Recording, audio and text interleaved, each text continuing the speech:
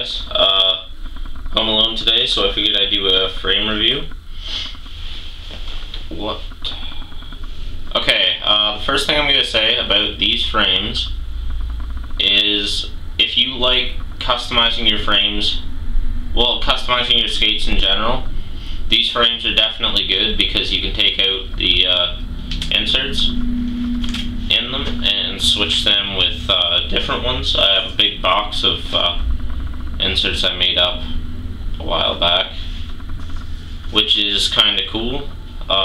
This side I have wood because I like kind of construction shit, and I have my BS1s, my Volos, so they kind of go with the work boot looking style. Okay, so the frames, how they ride, they are pretty good, actually right out of the box. This is my second pair of V2s. Right out of the box, they slide on the sidewalls perfectly, pretty much right out of the box. And they slide on the H-block amazing. The H-block is nice and deep, so it locks in really good.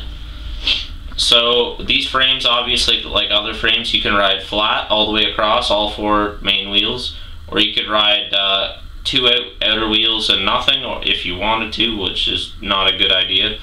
Or you can ride two main outer wheels and anti-rocker, so that's like an anti-rocker setup.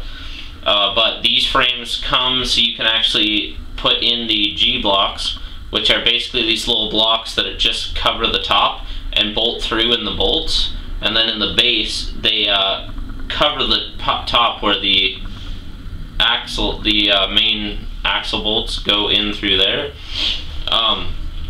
So the G-blocks are definitely good. They don't wear down as fast as I would have thought. But the frames, they slide pretty good out of the box, but once you work them in, they slide very good. They don't chunk like some of the other frames I've had. One thing you might notice when you get these frames is that they don't slide as fast as some other frames do. But they do, what they kind of do is when you lock on or something, when you lock onto a ledge, you don't necessarily slide as fast, but you'll sit on that ledge and you'll just keep going and going and going. Like, you don't have as much friction as some frames do. So it's good because you keep on going and going. The only downside to this frame really is they're heavy. They're very heavy. So if you're a person who doesn't like a lot of weight on their skates, I would definitely not recommend these. If you're trying to have a very light skate, go with something like Featherlight 2s, or I don't know, ground control is generally the best one to go for if you're looking for weight reduction for your skate. But these definitely are good. If you like going fast, the extra weight will definitely help you go fast, and if you like customizing your skates, they're good. They slide very well, very smooth. They're very solid frames. I don't know if you could hear that, but right out of the box, they're super solid. The sidewalls are really thick. I don't know if you can really see that. The camera will definitely focus on it though. But it is very thick. I've never heard of anybody snapping these, and they don't bend or warp like some frames would. Like my old ground control Formula 1s warped really bad, which kind of sucks. The only downside to these, other than the weight, is the sidewalls do shave down pretty fast. Once you get a groove in the frame, it stays like that. It doesn't really wear down too much after that.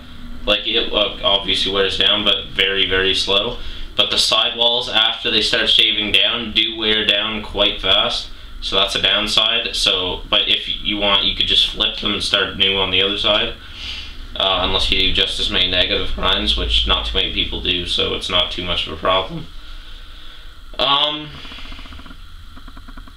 the other problem is if you flip them, you have a nice groove on one side, or your grooves are on both sides of the frame, depending on what side you're doing torques or backslides or whatever, royales, you know, all that stuff. So once you flip the frame, you're going to have to restart fresh on the other side, which is the downside. But there's a lot of plastic in the frame to switch your, like, you could play around with that material pretty good because there's a lot extra inside. Thus, one of the reasons why it's so thick, along with the thick sidewalls. It holds 8mm axles, I'm pretty sure. Well, that's standard with most frames. Yeah, there aren't too many frames that don't have that. But they're very good frames. You can get them in a lot of colors, so pick the one that matches your thing. Your setup, I mean, not your thing. But pick whatever one suits you best, and I would definitely recommend going and picking up a pair of these. You are definitely not going to regret it. Okay, see ya.